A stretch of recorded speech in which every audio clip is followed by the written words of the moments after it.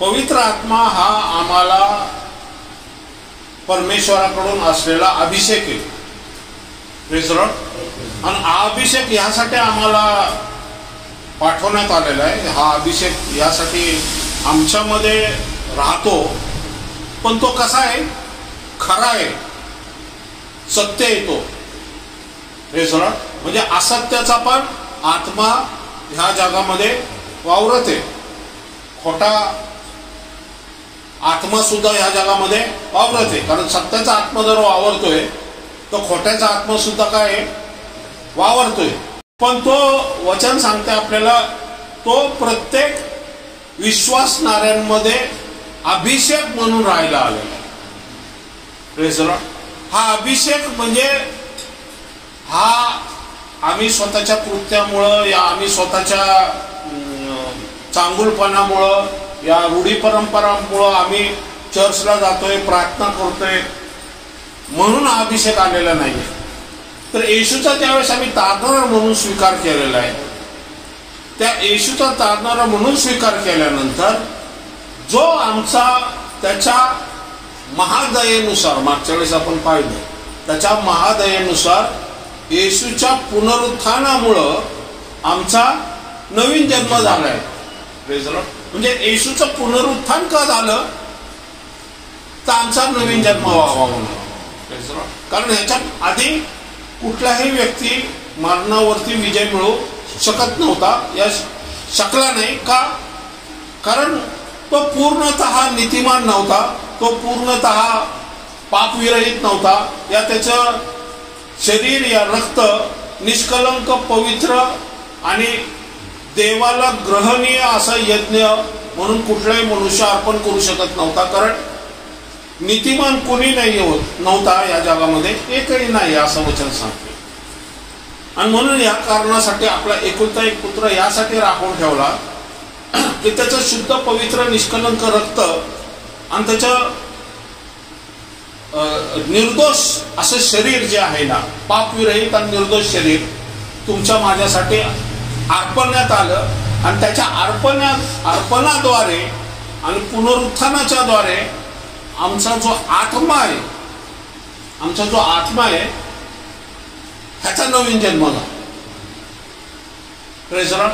आता तुमच्या आत्मा ज्याचा नवीन जन्म झाला, या तुमचा आत्मा जो आता परमेश्वराचं लेकरू झालेला आहे, या परमेश्वराची संपत्ती झालेली, या परमेश्वराची प्रॉपर्टी झालेली, त्या वारसा हक्काने परमेश्वराने तुम्हाला आता तिची संतान होण्याचा अधिकार दिलेला आहे. ईश्वराचं हा जो आत्मा आहे, नवीन विश्वासणाऱ्यांचा जो ज्याचा नवीन जन्म झालाय, हा आत्मा आता कोणासाठी, कोणाची प्रॉपर्टी आहे?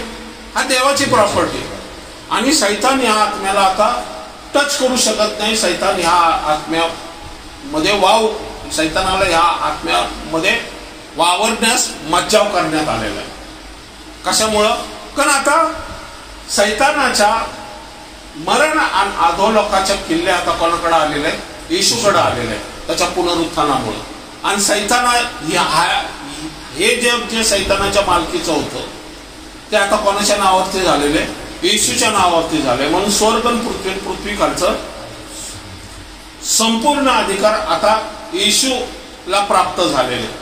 आणि म्हणून येशूची जी प्रॉपर्टी ह्या पृथ्वी तलावरती तुम्ही मी जे आहोत ना, ह्या शरीराने आम्ही विचार कल्पनाने या देहाने या पृथ्वी तलावरती चालू शकणार नाही, या वावरू शकणार नाही, हे येशू ख्रिस्ताला माहिती आहे.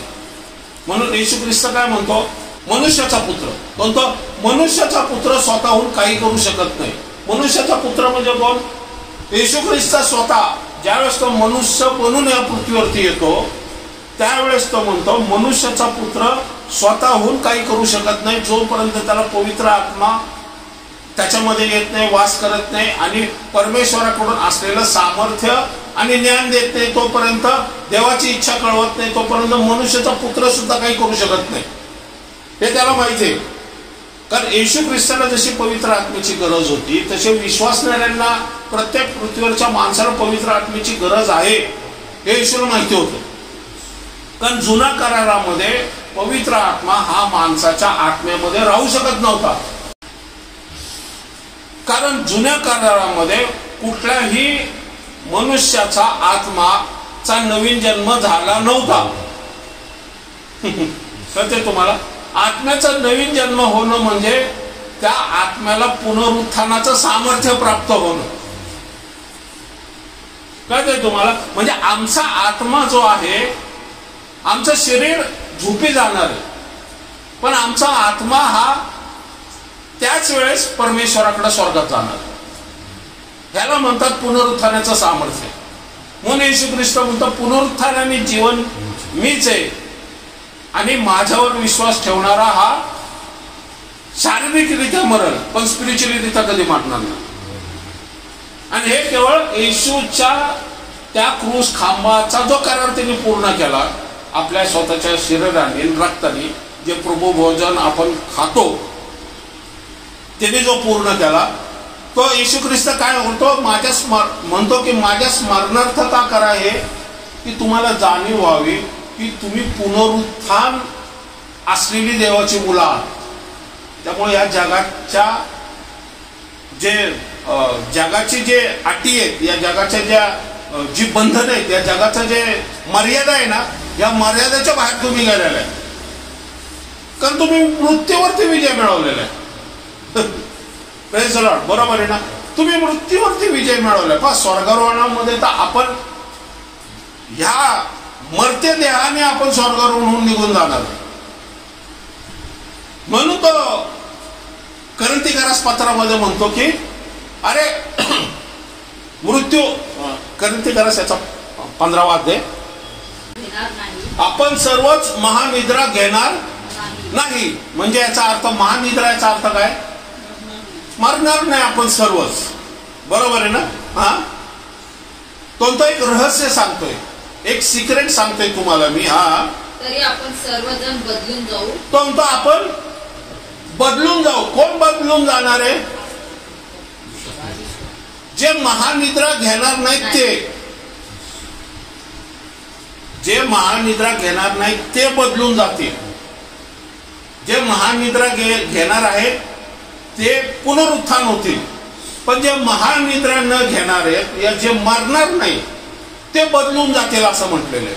म्हणजे आम्हाला मरण जे आहे ना, आमचं जे शरीर, मर्त्य शरीर जे आहे ना, ते अमर्त्य शरीरात म्हणजे रूपांतर होईल. आपण आता मर्त्याकडे चाललेलो, आपण मर्त्याकडे चाललेलो म्हणजे मरणाकडे चाललेलो आहे. पण आपण मरणार नाही तर आपण काय होणार? अमर्त्य होणार, म्हणजे कधीच न मरणार. आणि जे विनाशी आहेत म्हणजे जे महानिद्रा घेतलेले, म्हणजे जे मरण पाहून आता येशू ख्रिस्ताकडे गेलेले, जे विनाशी आहेत ते अविनाशी मध्ये बदलले जातील. म्हणजे ते पुनरुत्थान होतील आणि कधी न मरण्यासारखं देह धारण करून स्वर्गात घेतले जातील. दोन कॅटेगरी इथं, एक जिवंत आणि एक ख्रिस्तामध्ये झोपी गेलेले. म्हणजे आता त्यांच्या आत्मे जे स्वर्गामध्ये आहेत ते. Praise the Lord. कळतंय? हा, क्षणात निविष्कार. ते कसं होणार आहे माहितीये का? 1 तास लागणार आहे का? 2 तास लागणार आहे का? क्षणात निमिषकार. हा, शेवटला कर्ण वाजेल. आता क्षणात निमिषकार इथं दिलेले, पण इंग्लिश मध्ये ट्रान्सलेशन आहे ट्विंकलिंग ऑफ आय. इंग्लिश मध्ये काय दिलेले? डोळ्याची पापणी बंद होऊन उघडते ना, तेवढ्यात तुम्ही स्वर्गात पोहोचता. म्हणजे तुमच्याकडे वेळ आहे का? माझ्याकडे वेळ आहे का? तेवढ्या वेळेमध्ये पश्चाताप करण्यासाठी पण उचलणं अशक्य आहे. त्याच्या आधी आपल्याला तयारी करणं गरजेचं की आम्ही जे मरते आहेत ना, ते अमर्त्य वाहण्याची जी स्टेप येणार आहे ना, त्याच्यासाठी आपण आधीच प्रिपेअर करणं गरजेचं आहे. म्हणून तो एक रहस्य तुम्हाला ऑलरेडी मी सांगतोय. रिझॉर्ट पुढं, शेवटला कर्ण वाजेल तेव्हा, कारण कर्ण वाजेल मेलेले ते अविनाशी असे उठविले जातील. मेलेले ते अविनाशी उठवले जातील. मेलेले कोण? जे आता ख्रिस्तामध्ये झोपे गेलेले आहेत पण त्यांचे आत्मे स्वर्गामध्ये येशू ख्रिस्ता यात परमेश्वराच्या उराशी बसलेले ते हे येशू ख्रिस्ताबद्दल बरोबर येतील. त्यांची थडगे उघडली जातील. ते पुनरुत्थान होतील. त्यांचे शरीर त्या शरीरामध्ये आत्मे टाकले जातील जे येशू ख्रिस्ताबरोबर स्वर्गातून आलेले आत्मे. जे मेलेले ते काय होते? अविनाशी होते. म्हणजे कधी न मरणारे असे उठवले जातील. हा आणि आपण बदलून जाऊ. आपण बदलून जाऊ म्हणजे जे जिवंत आहे ते बदलून जाऊ. बरोबर आहे. हा कारण हे जे विनाशी त्याने अविनाशी पण परिधान करावे आणि हे जे मर्त्य त्याने अमरत्व परिधान करावे. हा हे आवश्यक आहे. हा हे का आवश्यक आहे? का आवश्यक आहे? हा कारण ह्याच्याबद्दल जुन्या करारामध्ये लिहून ठेवलेले कळते तुम्हाला. हा वचनानुसार होणार आहे. हा हे जे विनाशी त्याने अविनाशी पण परिधान केले आणि हे जे मरते त्याने अमरत्व परिधान केले असे जेव्हा होईल म्हणजे रॅप्चर ज्यावेळेस होईल आमचं जिवंत लोकांचं आणि मृत जे पुनरुत्थान होतील ख्रिस्तामध्ये त्यांचं, त्यावेळेस कुठलं वचन पूर्ण होणार आहे माहिती का? हा तेव्हा असे जेव्हा होईल तेव्हा मरण विजयात गिळले गेले आहे. मरण विजयात गिळले गेलेले. मरण विजयात गिळलं गेलं. आता मरण विजयात गिळलं गेलं याचा अर्थ काय होतो? कारण एखाद्यावरती पापाचं वेतन काय आहे? मरण आहे. आणि प्रत्येक व्यक्ती या पृथ्वी तलावरती मरणार आहे. पण जो बदलून जाणार आहे तो मरणार आहे का? नाही. का ना मरणार? कारण हे करायचं हे देवाने पूर्वीच ठरवून ठेवलेले. त्याची योजनेनुसार आपण जे जिवंत आहोत हे जे आपण मरणाकडे चाललेले आताच वरती वाचलं आपण, जे मरते त्याने अमरत्व आपण म्हणतो ना. एखादा सुद्धा येशूवरती विश्वास ठेवून आपण अमृत पिलेलो आहे. म्हणून हे जे मरण आहे ना हे विजयात गिळलं गेलं. याचा अर्थ काय? येशूने जो विजय मिळवला, कळते का? येशूने जो विजय मिळवला आमच्यावरती जो राज्य करणार होता ना त्याला येशूने काय केलं? त्याला आमच्या मरणापासून येशूने काय केलं? त्याच्यावरती विजय मिळवून आम्हाला काय केलेले? अमरत्व दिलेले. आणि म्हणून आपण बदलून जाणार आहोत. Praise the Lord. आपणच एक पिढी असे असणार आहोत या पृथ्वी तलावरती, संपूर्ण पृथ्वी तलावरती, जी मरणाचा अनुभव न घेता स्वर्गात उचलली जाणार आहे. अमरत्व शरीर येते. त्याच्यामध्ये हाडं सांधे दुखे कारण ते नवीन गौरवयुक्त शरीर असणार आहे. Praise the Lord. मला माहित नाही कसं असं शरीर, कदाचित माहित नाही का त्याचे सर्व तरुण होते. हा पुढं मरण विजयात गिळलं जाईल आणि असा शास्त्रलेख तो पूर्ण होईल. म्हणजे हा शास्त्रलेख तुमच्या माझ्या स्वर्गावर होण्यावेळेस पूर्ण होण्यासाठी लिहून ठेवलेला आहे. हा जुन्या करारातल्या लोकांना माहित नाही. हा आमच्यासाठी लिहून ठेवलेला आहे. आणि मग काय त्याचं रहस्य काय माहिती का? हा कुठला शास्त्रलेख पूर्ण होणार आहे? अरे मरणा तुझा विजय कुठे? मरणाचा विजय काय? एखाद्या व्यक्तीवरती मरण आणणं, एखाद्या व्यक्तीच्या शरीरात मध्ये मरण येणं, हा कोणाचा विजय? मरणाचा विजय. जो पापाचं वेतन काय आहे? मरण. पण आमच्या शरीराला मरण न आल्यामुळं वचन काय सांगतंय की अरे मरण तुझा विजय कुठे? अरे मरणा तू प्रत्येक माणसाला मारत होता ना. अरे मृत्यू तू प्रत्येक माणसाला मारत होता ना. अरे मृत्यू तू प्रत्येक माणसाच्या शरीराला कुजण्यासाठीच जमिनीखाली ठेवत होता ना. आता कुठे आहे तुझं सामर्थ्य? कारण मृत्यून अधोलोकाच्या किल्ल्या आता येशूच्या हातात आहे. त्यामुळे तुमच्या शरीरात माझ्या शरीराला मरण यायचं का नाही यायचं हे आता मरण नाही ठरवणार, आता येशू ठरवणार आहे. Praise the Lord. बरोबर. म्हणून ते वचन सांगते, अरे मरणा तुझा विजय कुठे आहे? तुझी नांगी कुठे आहे? मरणाची नांगी काय? पाप. कारण जो व्यक्ती पाप करतो त्याला कसली नांगी बसती? मरणाची नांगी बसती, तो मरण पावतो. नांगी म्हणजे काय? ते विष आहे, दंश करणार. म्हणजे ऍक्च्युली तसं नाही, पण त्याची तुलना केलेली ती तसंच पुढे दिलेलं आहे ते. कळते तुम्हाला? म्हणजे सांगायचं आता हे जे आपण वाचलं ना सगळं, हे रहस्यापासून सगळं, हे सगळं करणारा पवित्र आत्मा. कळते तुम्हाला? हे जे शरीराच्या ह्या सर्व गोष्टी करणारा पवित्र आत्मा आहे, हे येशू नाही करणार. येशूने त्याचं काम करून आमचा नवीन जन्म केलेला आहे. आमचा आत्मा हा सेपरेट केलेला आहे.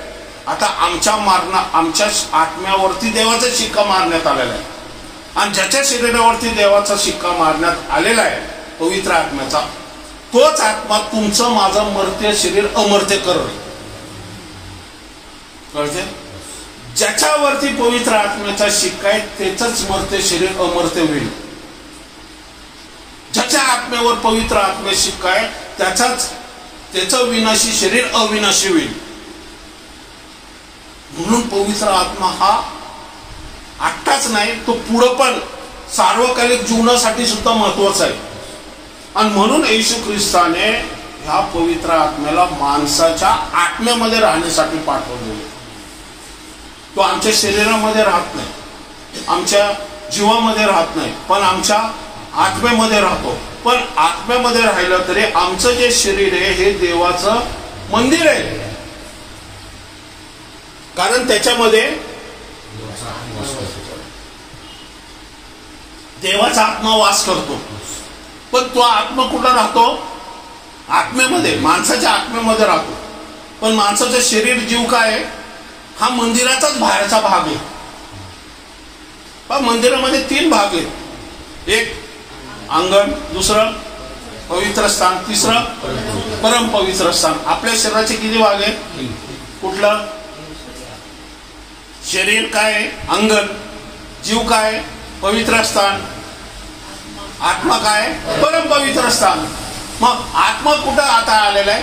परम पवित्र स्थानात.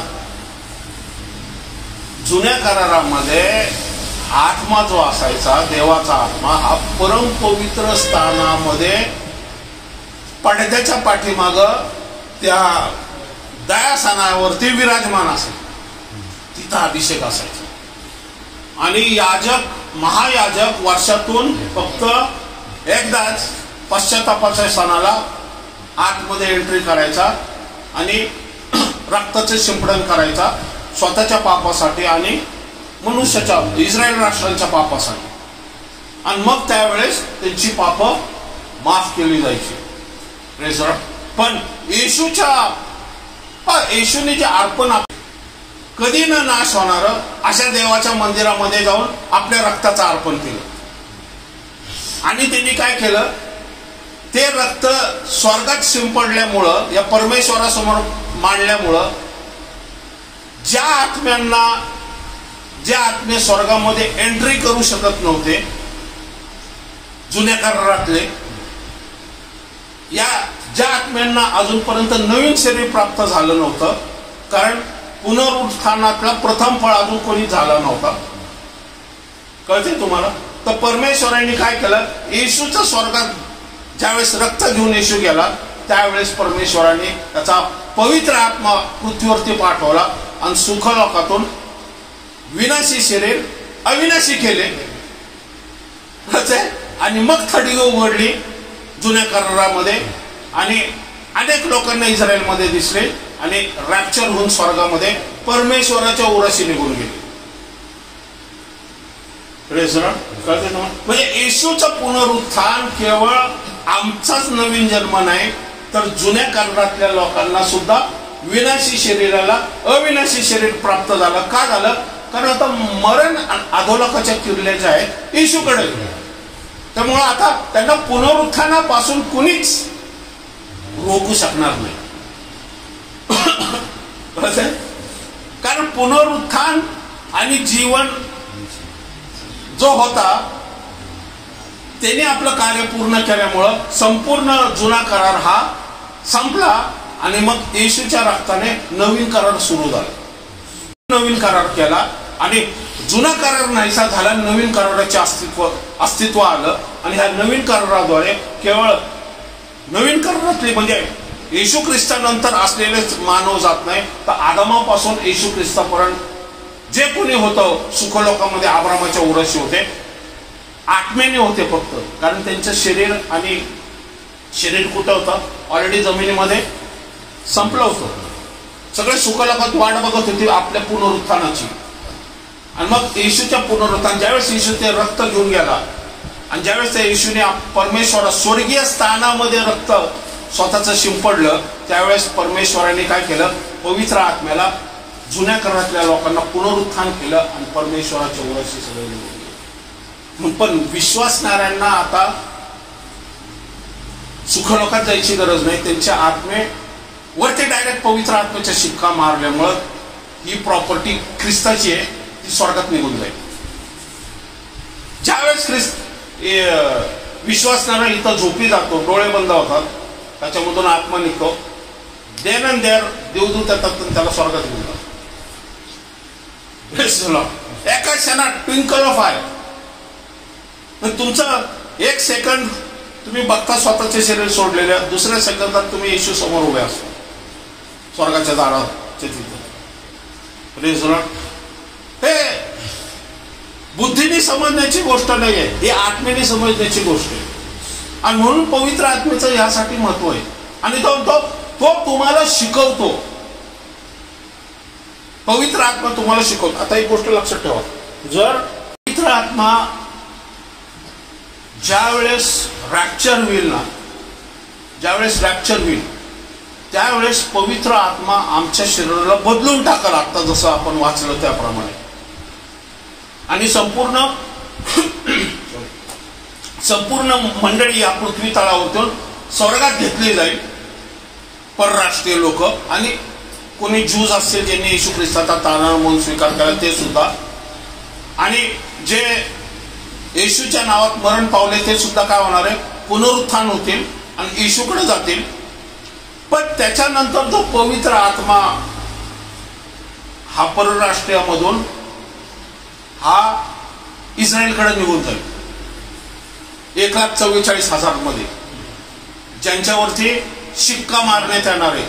12,000 12,000 वंशाप्रमाणे शिक्का मारण्यात आला. त्यांच्यामध्येच केवळ पवित्र आत्मा काम करणार आहे. आणि ते 2 संदेष्टे जे असणार आहेत त्यांच्या अनुषंगाने चालणारे ते म्हणजे संपूर्ण पृथ्वीवरती 1,44,000 आणि 2 संदेष्टे फक्त पवित्र आत्म्याच्या सानिध्यात चालणार. पण ज्यावेळेस पवित्र आत्मा विश्वासणाऱ्यांमधून निघून जाईल, या पृथ्वीवरून मानवामधून निघून जाईल, त्यावेळेस तुम्ही आपल्या मुखाने येशू सुद्धा म्हणू शकणार नाही.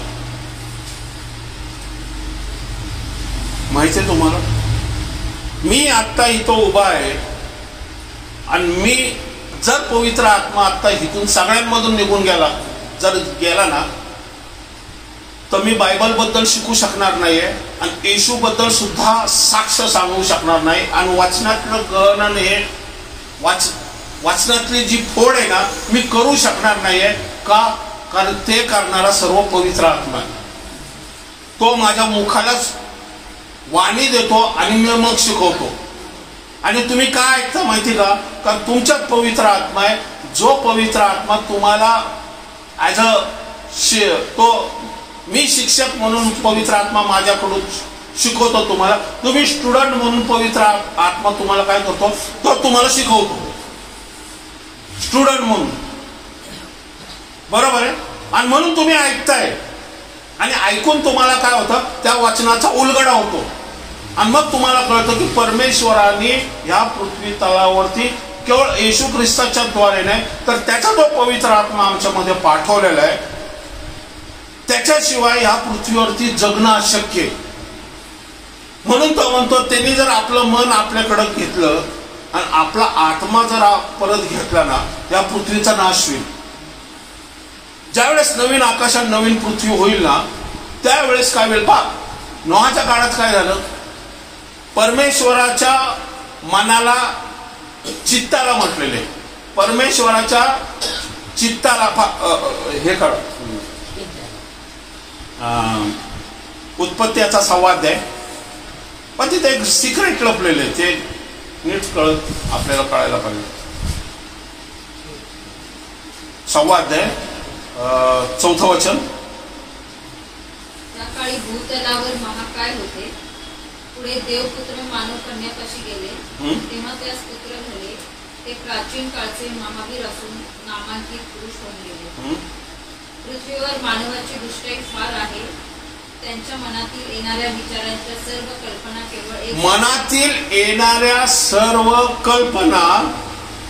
केवळ एकसारख्या वाईट असतात. केवळ एकसारख्या वाईट असतात. म्हणजे जो मानव परमेश्वराकडे मन लावत होता, तो आता कोणाकडे मन लावतोय? सैतानाकडे. कारण वचन सांगते की सर्व विचार कल्पना एकसारख्या वाईट होत्या. असे परमेश्वराने पाहिले. म्हणून मानव पृथ्वीवर उत्पन्न केल्याचा परमेश्वराला अनुताप झाला आणि त्याच्या चित्ताला खेद झाला. चित्ताला म्हणजे मनाला खेद झाला. याचा अर्थ तिने मानवापासून मन वळवलं. बरोबर. आणि मन तिने कोणावरती लावलं? नोहावरती. फक्त नोहावरती मन लावलं, पण पृथ्वीवरून मन काढून घेतलं. आता जिथं पृथ्वीवरून देवाचं मन परत रिटर्न देव घेतो रिटर्न, तर मानवाबरोबर देवाचा आत्मा सुद्धा रिटर्न येतो. कळते? आणि ज्यावेळेस मन नोहावरती लावतो, त्यावेळेस देवाचा आत्मा फक्त नोहामध्ये काम करतो. आता संपूर्ण जगामध्ये फक्त नोहावरती मन आहे आणि नोहाच्या जे काही तारू आहे त्याच्यावरती मन आहे, आणि तिथं देवाचा आत्मा काम करतो. संपूर्ण जगामध्ये देवांनी आपलं मन काढून घेतलेलं आहे आणि देवाचा आत्मा संपूर्ण जगामध्ये काम करू शकत नाही, आणि म्हणून पृथ्वीचा नाश झाला. जजमेंट कुठं उतरता माहितीये का? ज्यावेळेस देव आपलं मन काढतो, त्यावेळेस देवाचा आत्मा सुद्धा रिटर्न येतो. आणि जिथे देवाचा आत्मा रिटर्न येतो आणि देवाचं मन देवाने परत बोलवतो, ते सदोम गोमोरा सारखं जळून जातं, आणि किंवा महाजलय प्रलय होऊन संपूर्ण पृथ्वी, एक नाही संपूर्ण पृथ्वीचा नाश होतो. तसंच नवीन आकाश नवीन पृथ्वी ज्यावेळेस या पृथ्वी तलावरती एंड होईल, त्या एंड मध्ये ज्यावेळेस देव आपलं मन काढल, केवळ पृथ्वीवरून नाही तर अंतराळातून, आपला आत्मा काढल, पृथ्वीवरून नाही अंतराळातून, त्यावेळेस वचन सांगते पृथ्वी जी आहे ना वितळून जाईल. सूर्य स्वतः वितळून भस्म होईल, तारे सगळे वितळून भस्म होईल. ही जी गॅलेक्सी आहे ना ती संपूर्ण वितळून जाईल, भस्म होऊन नाहीशी होईल. एवढं भयानक परमेश्वराचं जर मन आणि आत्मा त्यांनी रिटर्न बोलवला तर काम. आणि मग काय होणार आहे? ज्यावेळेस पृथ्वी जळून जाईल, त्यावेळेस पृथ्वीच्या खाली कोण आहे? आत्मा आहे, अधोलोकातले. ते काय होईल? ऑटोमॅटिकली वरती येतील. कारण आत्मा मरण्यासाठी बनवलेलाच नाही देवाने. पाय कोण आहे ना हे तुम्हाला माहित नाही, पण ज्यावेळेस पृथ्वी सगळी वितळून निघून जाईल ना, त्यावेळेस त्याच्या आतमध्ये असलेले आत्मे आहेत ना ते वरती येतील. समुद्र वितळून जाणार आहे.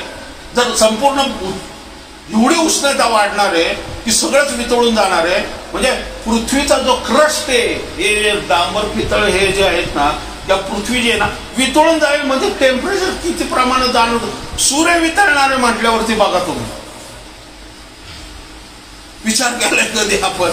पेत्राने सांगितलेलं आहे पृथ्वी या अग्नीसाठी राखून ठेवण्यात आलेली.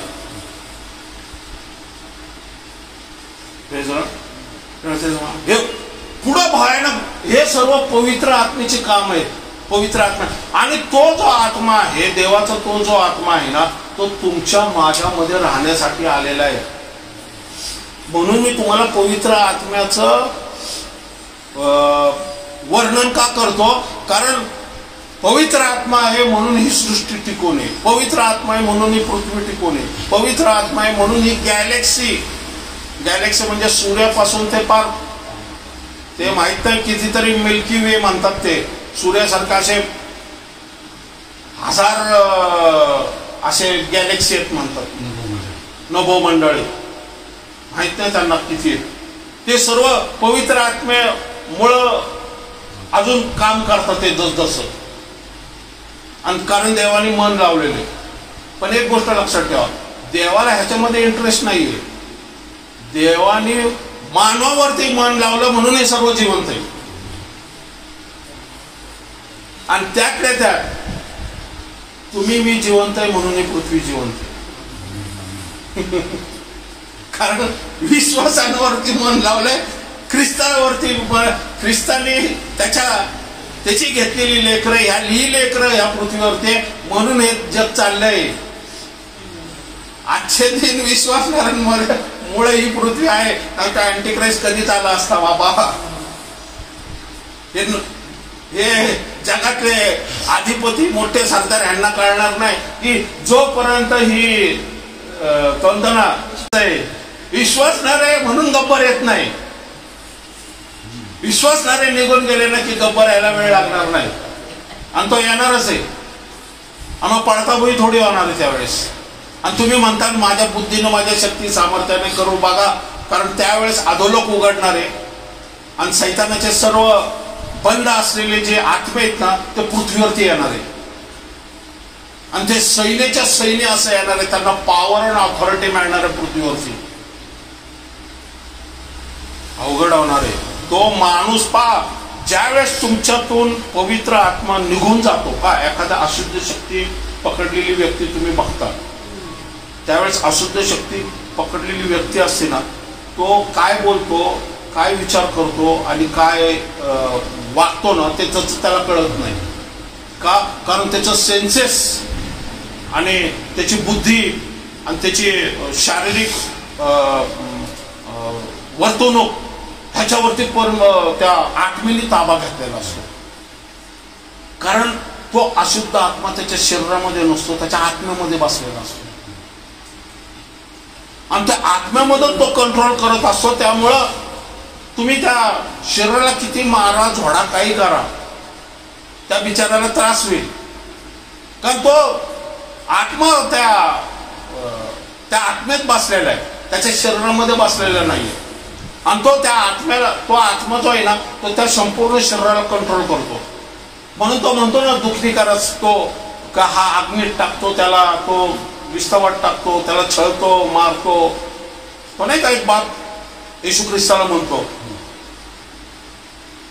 आणि मग येशू ख्रिस्त त्या आत्म्याला धमकावतो, त्यावेळेस तो आत्मा त्याचं शरीर सोडून जातो. पण तो वचन सांगते की आळोखे काळोखे पिळून, शरीर पिळून तो त्याच्यातून निघून गेला.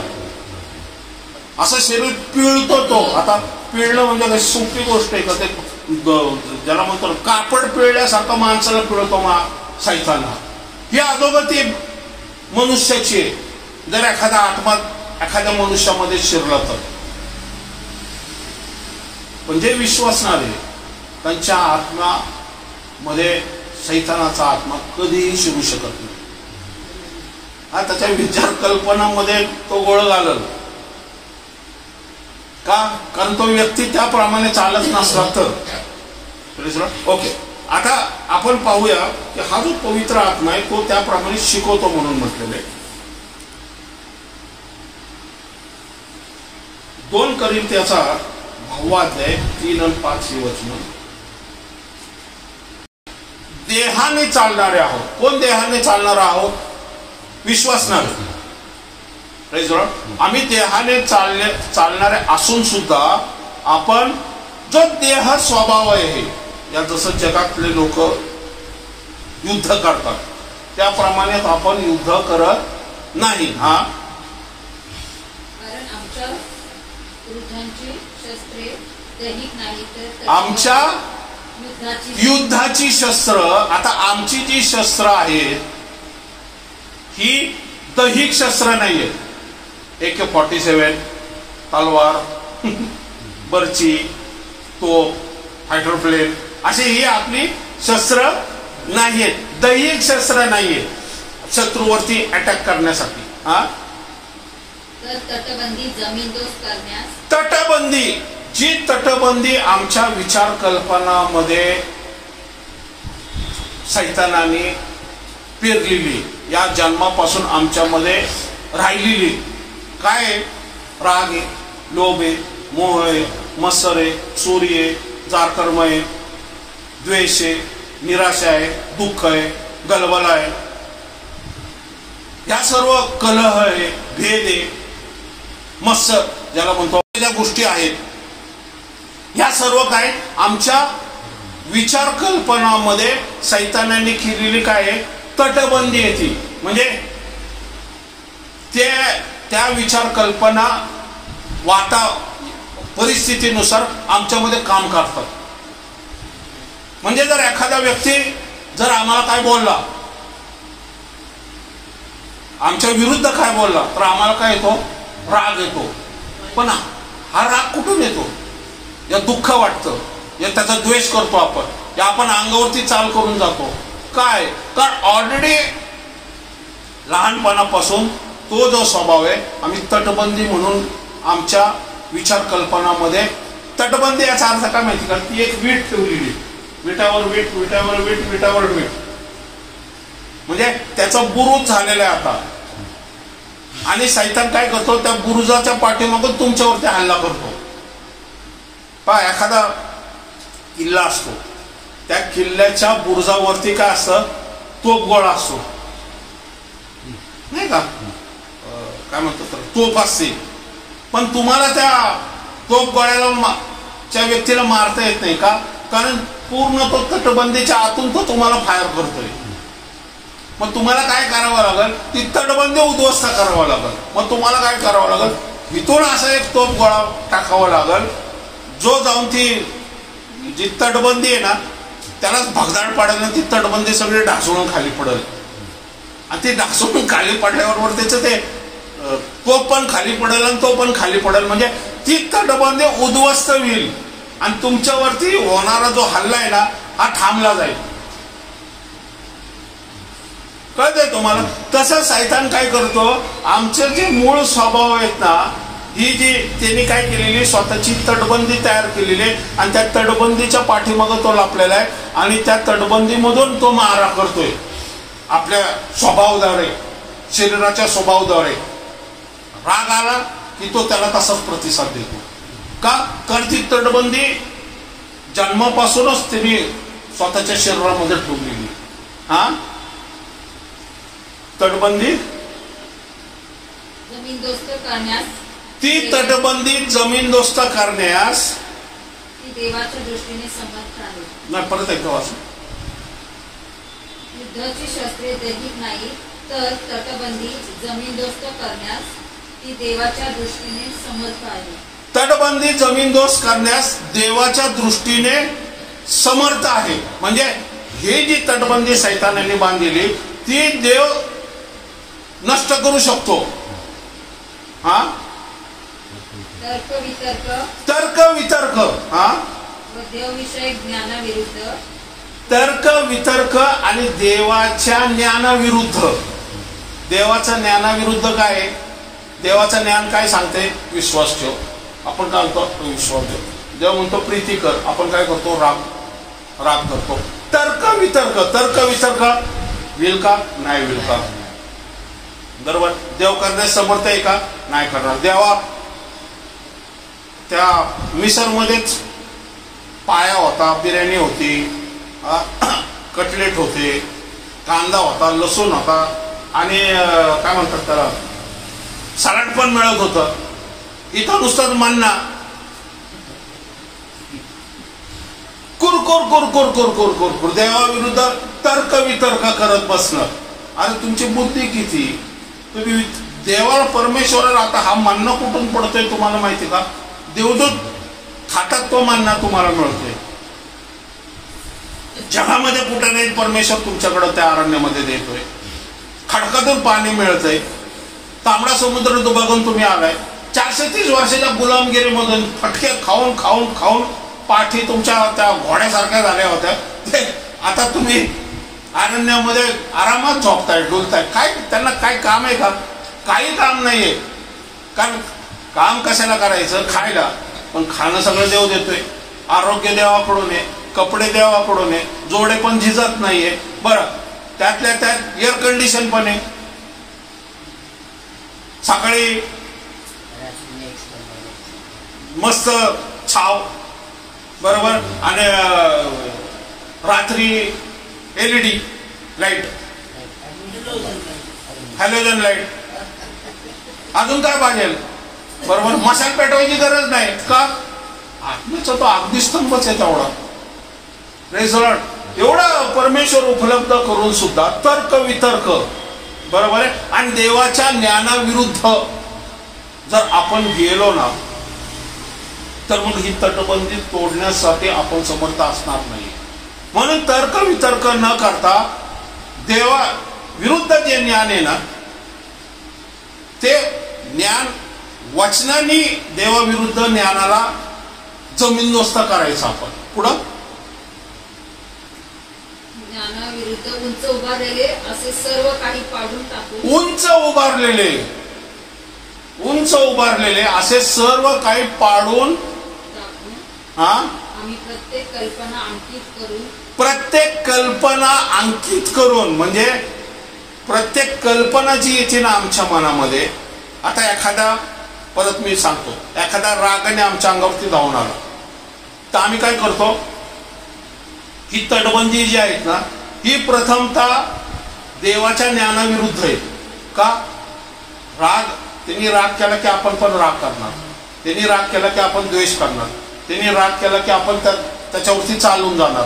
ही सैतानाची तटबंदी. पण ज्या वेळेस आपण तटबंदी पाडून टाकतो आणि त्याच्याऐवजी देवाचं वचन ऐकतो, मग देवाचं वचन ऐकल्यामुळं आपण देवाची तटबंदी बांधायला लागतो. ती तटबंदी कसली आहे? क्षमा आहे, दया आहे, प्रीती आहे, सहनशीलता आहे, ममता आहे, चांगुलपणा आहे, बरोबर आहे, विश्वास आहे. ह्या सर्व काय ह्या देवाच्या असलेली तटबंदी आहे.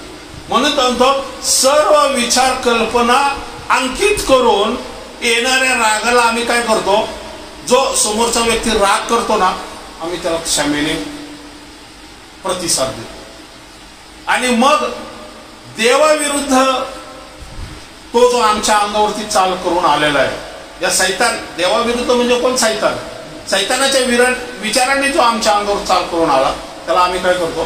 क्षमा करतो आणि त्याचे नांगेच मोडून टाकतो, म्हणजे त्याच्यातला आवेशच मोडून टाकतो. कारण आपण तशाप्रमाणे प्रतिसाद देतच नाही जसं त्याला हवाय. येशू ख्रिस्त तू खाली आहे, जर तू देवाचा पुत्र असला तर खाली आहे.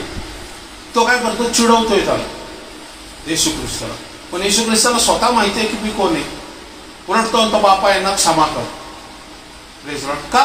कारण पवित्र आत्मा जो आहे ना, ह्या पवित्र आत्म्याची तटबंदी आता येशू ख्रिस्तामध्ये तयार झाली. आणि त्याला माहिती आहे की ही लोक काय करतात, माझ्यावरती हे सैतानाच्या तटबंदीने चालणारी लोक आहेत, सैतानाच्या विचारांनी चालणारी लोक. कारण त्यांच्यातली तटबंदी नाहीशी झालेली नाहीये. त्यांच्यामध्ये राग आहे, लोभ आहे, मोह आहे, मत्सर आहे, वासना आहे आणि द्वेष आहे येशू ख्रिस्ताबद्दल.